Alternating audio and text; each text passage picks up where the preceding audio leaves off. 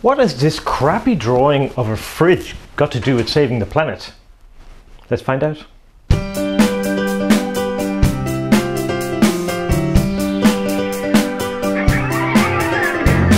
Hi, my name is Colin R. Turner and welcome to VersaVice. In 1991, a guy called Professor Paul Ginzburg made something of history by creating a public repository of scientific papers at the Los Alamos National Laboratory in New Mexico. This was revolutionary at the time because up until that point, anyone who paid to have research done by scientists, i.e. companies or universities, they kept all that information and they sold it. So if you wanted access to that information, you would have to buy it. So he had to overturn that on his head and say, look, all science should be freely available to all. Now, while you can imagine that protecting your investment, protecting your research might be good for companies, you also have to see that when you pull back and see the bigger picture, obviously science and human knowledge benefits greatly by having all this information available freely. So this open access movement, as it's called, has grown a lot since then. And in 2012, there was even like a Berlin Declaration on the open access of knowledge of science and humanities. And to date, I think about over 600 universities and research institutions have signed that document. So this is a really good positive sign. So why am I telling you all this and what's it got to do with this fridge?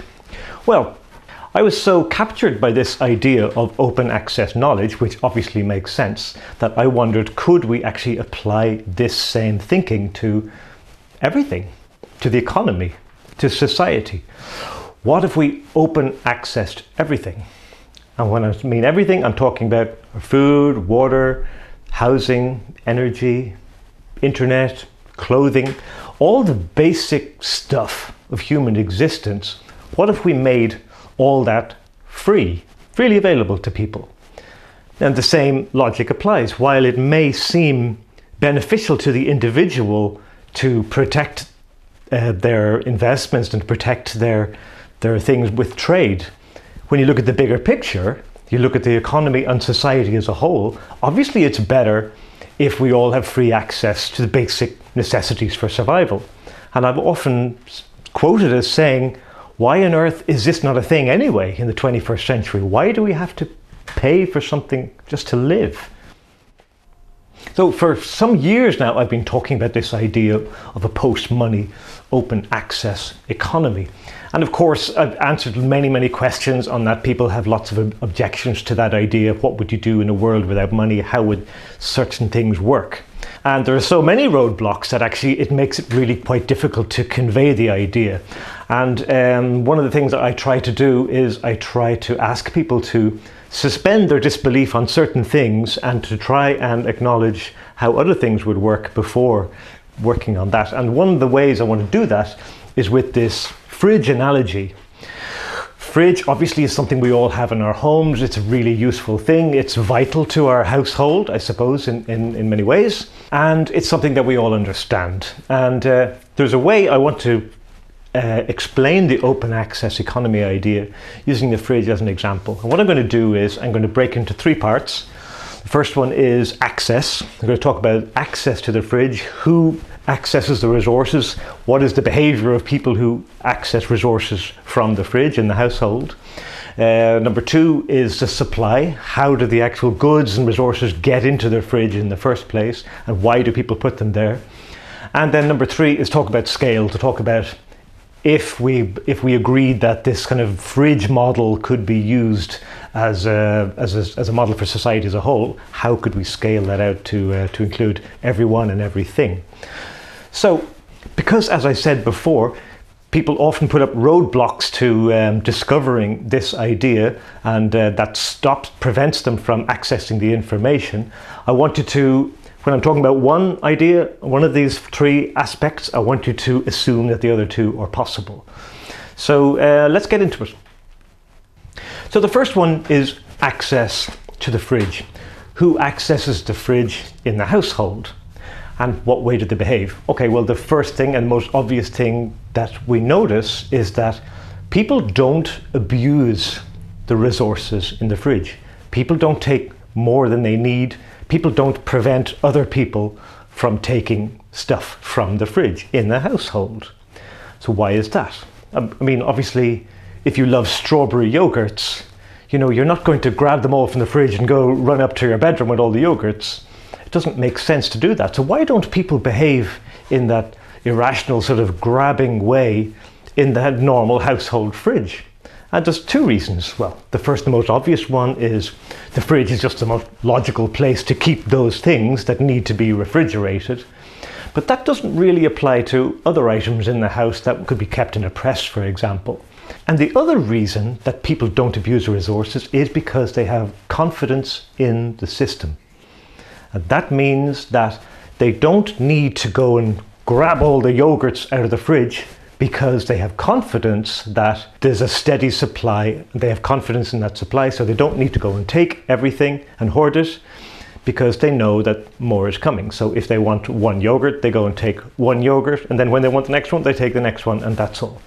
So I know it sounds oversimplistic, but it's really important, this, because a lot of the objections people have to an open access economy is the fact that people would abuse goods and services, access to goods and services.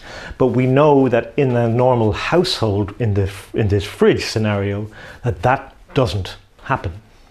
Okay, so the second aspect of how the fridge works in the household is the supply of goods and resources in the fridge. Where does it come from? Who brings the food to the fridge?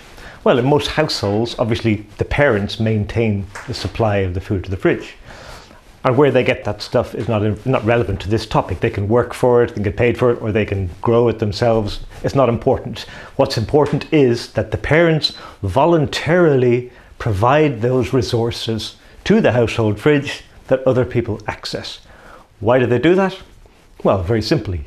There's an unwritten understanding of reciprocity. So they know that when they provide things to the fridge, that they will receive back in other ways.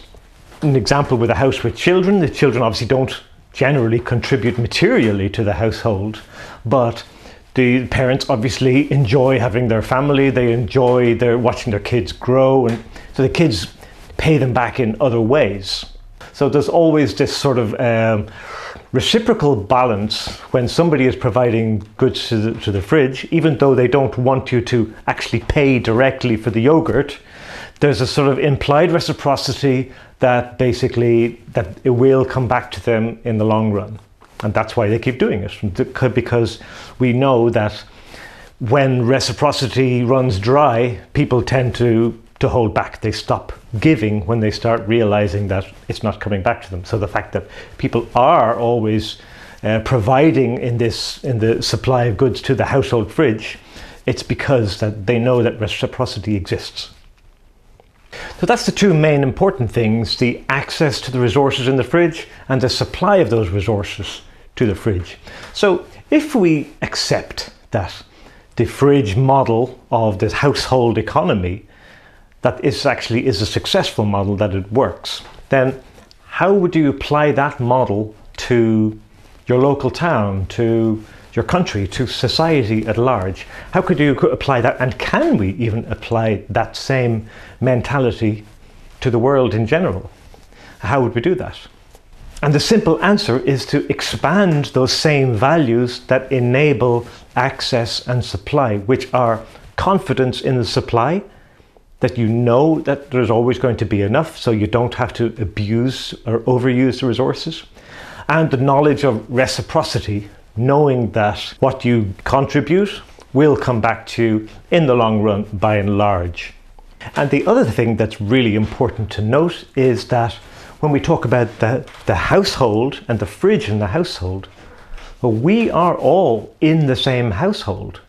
Planet Earth is a finite place. We do have a finite system, a finite amount of resources, and we do have to manage our household. That's what economy means. It means managing the household. Currently, we're not managing our household very well. Everyone is working individually and they're doing grab, grab, grab, grab, grab. And that just can't end well. It just can't. Just like the open access movement provides scientific knowledge freely because it's good for the betterment of science, so an open access economy should provide goods and services and resources to people freely for the good of society. That just makes sense. That's not even a naive wish. It's really just physics. Because if we keep just going individually all the time, grabbing for things, what happens? Exactly what we see is happening is that more and more resources are going to fewer and fewer individuals. That just can't play out well. You know, it doesn't. You don't need to be a mathematical genius to know that ultimately all the wealth is going to be in the hands of a small few people. But what we can do is we can start thinking in terms of the bigger picture of society as a whole and what kind of society we want to create. And I believe an open access economy is realistic now. I think it's possible. And it's something that is really going to improve the lives of everybody. And the reason I use the fridge analogy is because it's to demonstrate that this sort of confidence and reciprocity is not something that's alien to us. We all do this, we all behave like this in our daily lives now. So all we have to do is to apply that same model, that same groupthink to a larger group rather than just a smaller group. There's a great wiki on the subject if you're interested. It's called openaccesseconomy.org. And there's lots of really, really good ideas in there. And one of the things that I think is the most important idea now is to start sharing goods and services in any way we can, in small ways. And there's already great ways to do that. Obviously, the internet has been a fantastic way of sharing content, you know, ever since Wikipedia, and we have YouTube, we have all this fantastic free content and people providing free content. So that's already happening. But now, even in the last few years, we have the rise of like sharing services, apps like ShareBay, Olio, FreeCycle. There really literally are loads of them if you go and search for them. Actually, on the Open Access Economy Wiki, you will find a list of all the sharing sites. And what that can do is expand our horizons from the humble household fridge to include bigger groups of people, little by little, transaction by transaction. The more we give of each other, goods and services to each other, the more we're starting to build confidence in an alternative way of doing things. Because at the moment, we don't trust strangers. So we trade with them instead. But because we trade with them, we trust them less. So it goes into a negative feedback loop with basically making mistrust bigger and bigger and bigger. And that's why we have a huge mistrust in the world today.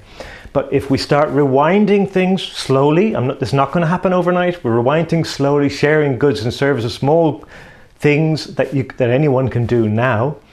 We can start reversing that. And then this slow buildup of trust creates a positive feedback loop, which can actually maybe eradicate the notion of trade altogether. It's certainly for basic things. But there you go, that's my basic roundup of an open access economy. That's what the fridge is all about. I'm going down to get something to eat now. If you like the video, please like and subscribe, follow the channel for more, and of course don't forget to donate on Patreon if you like to support me doing these videos. Thank you, bye bye.